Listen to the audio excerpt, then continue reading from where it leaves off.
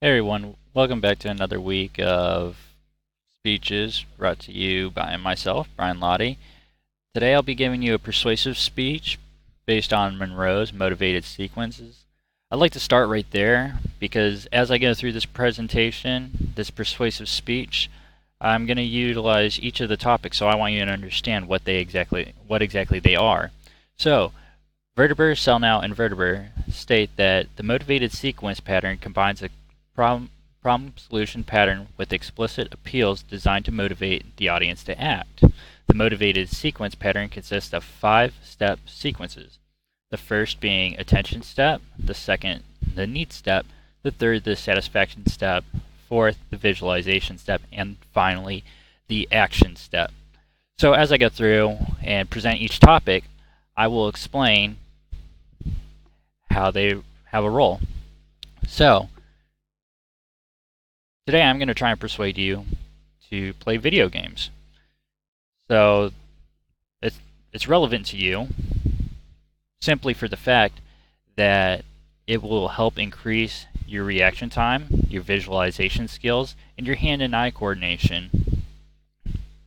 For me, what gives me the experience to speak on this topic is the fact that I play video games almost every day when I get off of work. It's just simply a way for me to relax, have fun, but still challenge myself mentally as well as physically with the hand-eye coordination itself. So, moving on to the attention stage, you should want to play video games. No, no arguments about it. It's a great way to relax. Yeah, you might be on a computer, you might be on your phone, you might be on some sort of game console. Whatever. I'm not asking you to play excessively where you're sitting with Cheetos in mom's basement. No, absolutely not. But if you play for like an hour, maybe 2 hours a day, it's something that's going to be good for you. So now I'm going to talk about why you need it. The need is, again, that it is a way for you to simply relax and have a good time and escape reality just for a little bit. Because I know sometimes we all have a hard day, we don't want to deal with anybody. This is a good way to do it, while at the same time, you're building up some skills that are going to apply to you in the real world. Now, you're probably thinking, yeah, whatever, it's just a stupid video game, my kids play that, whatever, people don't pay attention. But you would actually be wrong. Currently, my favorite game is called Overwatch. It's a first-person shooter with cartoon graphics. I'll show you a clip up here on the screen in a little bit. But it's currently becoming extremely popular, so much to the extent that they have teams from major cities like Shanghai, Paris, New York, LA has 2 teams. Philadelphia Fusion's my favorite team, and they're being broadcasted not just on the Blizzard website or Twitch, a streaming platform, but also on Disney XD as well as ESPN. So, if you get really involved into electronic sports, as they're calling it, esports, then you could possibly even end up being a part of a team making money. So that's why there's also a need for it. Aside from the benefits for you, um, like I said again, your hand and eye coordination, you start noticing stuff, not just in game, but it's going to be something that you notice outside of the video game world. Let's say you're going to the office or wherever it is that you're working at, right? Maybe even just at home, and you see kids are, playing in the kitchen. There's a glass of water, or maybe you have an evil cat and it's knocking over a glass of water off the table. You might just notice it out of the corner of your eye and have the reflexes to go and grab it before it falls on the floor and either glass shatters or you just have a big mess to clean up. It doesn't matter. But video games helps to give you that reaction time that you wouldn't have had otherwise, and it helps you use your peripherals, just different measurements of your body and mental capabilities that you wouldn't have otherwise. So this brings me to satisfaction. The first thing that you'll get out of this is, again, relaxation. Like I said, after a long day, there's some days I just don't even want to talk to my wife. It's nothing against her. I'm not mad at her. I need some time to myself. And for For me personally, this is just a way where I can just go and have some alone time, get some stress out of my system before making up to her and giving her a massage because I was angry earlier, even though it had nothing to do with her.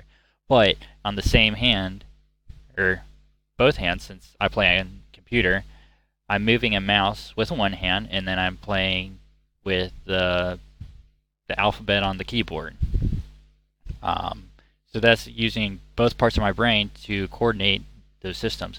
It's challenging me mental that way, but it's also teaching me to look for things that normally I wouldn't look for. So that'll bring me to the next point of visualization, and that's where I'm going to show you this clip, or at least maybe like a minute or two of it, so that way you have an idea of what you're looking for, and I'll point some things out throughout it. So enjoy.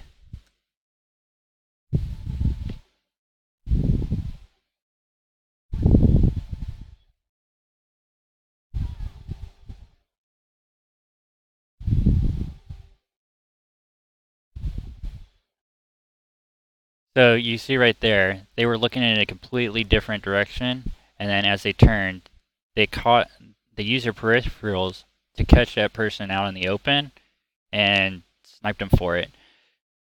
Yeah, this is a violent video game, but it's cartoonish and it's pretty harmless overall.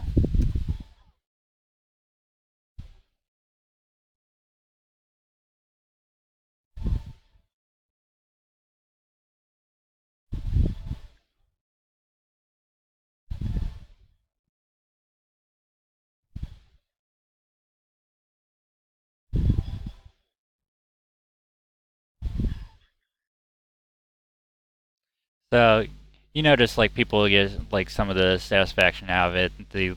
They're laughing about it, and some of this stuff doesn't seem as difficult as it's made out to be. But once you start playing, you start realizing, oh, wow, this is really difficult. Or I mean, maybe you're just a miracle baby and just can see everything and shoot everything under the sun.